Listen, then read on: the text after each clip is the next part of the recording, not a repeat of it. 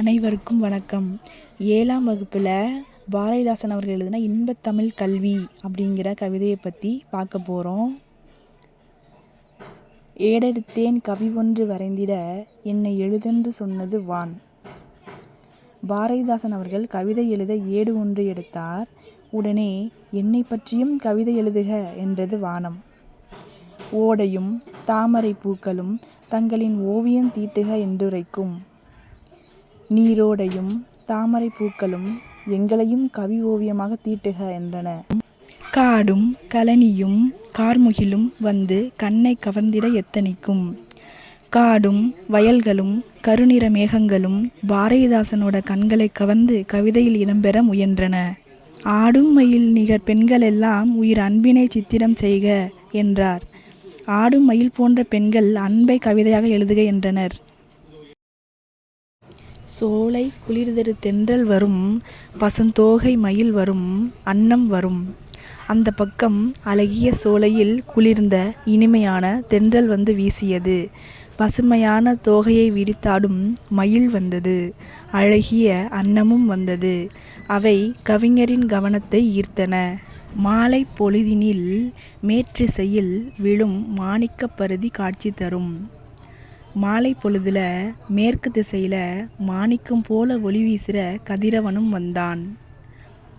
வேலை சுமந்திடும் வீரரின் தோள் உயர் வெற்பென்று சொல்லி வரைக என்னும்.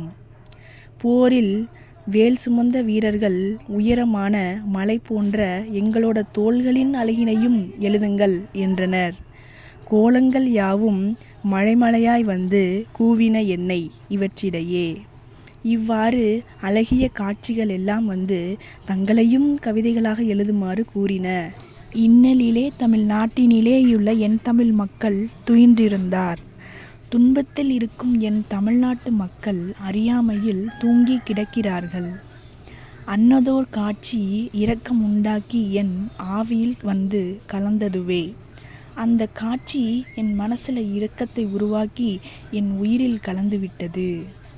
இன்பத்தமிழ் கல்வி யாவரும் கற்றவர் என்றுரைக்கும் நிலை எய்துவிட்டால் அனைவரும் இன்பத்தமிழ் கல்வியை கற்றவர்கள் என்ற நிலை ஏற்பட வேண்டும். துன்பங்கள் நீங்கும், சுகம் வரும், நெஞ்சினில் தூய்மை உண்டாகிடும், வீரம் வரும்.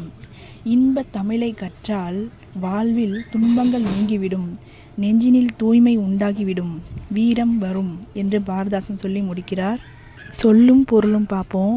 எத்தனிக்கும் முயலும் வெற்பு மலை கழனி வயல் நிகர் சமம் பருதி கதிரவன் அன்னதோர் அப்படி ஒரு கார்முகில் மழைமேகம் துயின்றிருந்தார் உறங்கியிருந்தார். நூல்வெளி பார்ப்போம். கவிஞர், இதழாளர், தமிழாசிரியர் என பன்முக ஆற்றல் கொண்டவர் பாரதிதாசன் அவர்கள். இவர் கவிதை, கதை, கட்டுரை, நாடகம் ஆகியவற்றை படைப்பதில் வல்லவர்.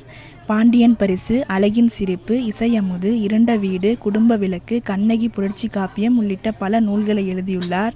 இவர் எழுதிய பிசிராந்தையார் என்னும் நாடக நூலுக்கு சாகித்ய அகாடமி விருது அளிக்கப்பட்டது.